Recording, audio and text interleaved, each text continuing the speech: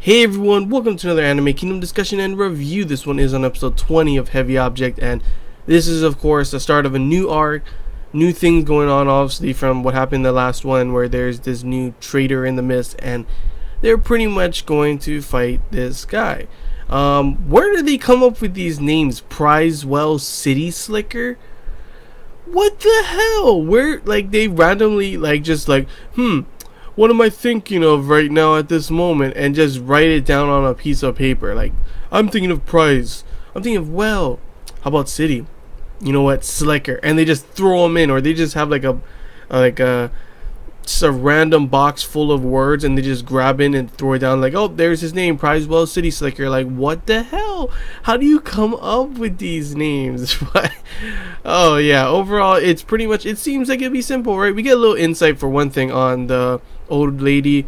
She pretty much has family there, so that might be something later on, like in the next episodes, that we might see where her daughter and her husband is there, and they're gonna have to do something to protect them, or something to do with the civilians there on Victoria Island. So that would be pretty interesting to see, since we're getting more backstory on some other characters, not really main characters, but it's interesting that they're throwing something like that in. Pretty much what happens in this episode, it's just, well, the start of a new operation. Nothing like super like, whoa, crazy amazing. We did get to see a battle of two objects versus one.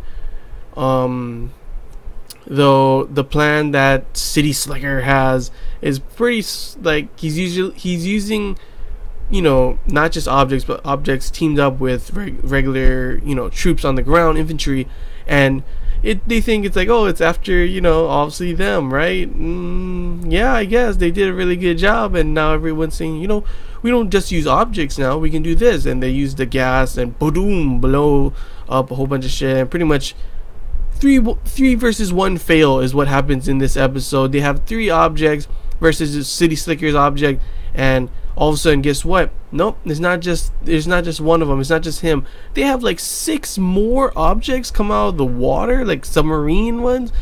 I've been wondering if there's like a submarine type of object for a while now, and guess what? There is. They came up from the ocean. We didn't get to see them come up from the ocean, but we saw them. And they pretty much look like, kind of just like City Slicker's one, but they have like one cannon instead of 2 like he has, so that's pretty interesting. But there's 7 objects. Obviously, one of them is one of the legitimate kingdom, the good legitimate kingdom, obviously, is taken down, and the other 2 are pretty much super damaged. So yeah, I don't know what they're gonna do. I seriously don't know what Havia and Quinthar are going to do. They're gonna have to come up with some plan, not just to destroy 1 or 2 objects, but 7 objects. Their plan is to pretty much take City Slicker out. I mean, you know, obviously you take off the, you know, head of the snake, and the rest goes down and stuff. Probably not. They're probably gonna take all of them. How are they gonna do that? I really don't know. Taking down 7 objects, that's something completely new that we have not seen them do, and I can't wait to see what they have planned for this. Is the old lady's family gonna come into play somewhere? Is Melinda okay? Are we gonna get any more Falatia fan service, or any fan service at all? I'm not saying I want just fan service thrown out there out of nowhere, but I want some fan service. Maybe at the very end, probably they'll have, and they'll be like, hey, thanks for that, everything was good. Hey, Falatia, you know, some old pie.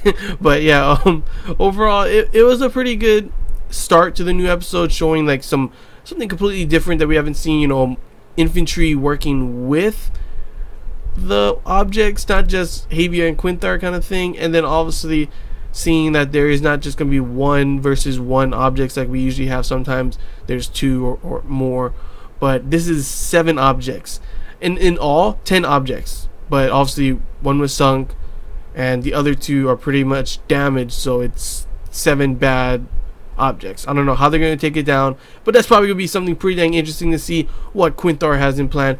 You know, maybe has a plan that's going to be super crazy like usual and work somehow. Maybe we'll get more Havia spotlight in this one, who knows. We'll have to wait and see to the next one, guys. But yeah, that's all I really got to say. Overall, pretty good episode. I did enjoy seeing the start of this new one, seeing some action, obviously some, you know, it's just the start of this arc, so it's pretty much it's the layout for everything. So I can't wait to see how everything unfolds. Not that there's 7 damn objects that they gotta take. 7, come on, we've seen them take 1.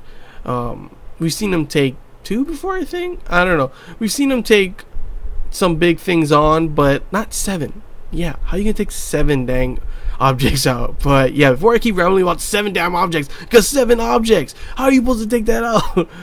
I'm gonna end it here. So yeah, I hope you guys enjoyed this Anime Kingdom discussion and review. If you have any questions, feel free to comment below. If there's anything I missed you want to talk about, comment below as well.